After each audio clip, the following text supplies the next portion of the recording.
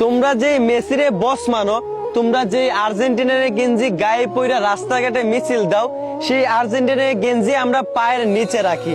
এই যে দেখো, তোমরা যেই নেইমারে বস মানো, যে ব্রাজিলের গেঞ্জি পইরা নিজেদের মধ্যে ঝগড়া বাঁধাও, সেই ব্রাজিলের গেঞ্জি আমরা হুগার নিচে রাখি, পাছার নিচে রাখি।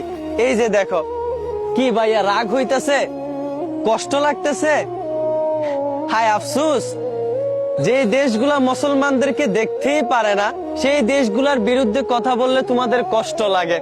তোমরা মুসলমান, আলেম উলামাদেরকে নিয়ে মানুষ কত কথা বলে, তাদের বিরুদ্ধে কত কথা বলে।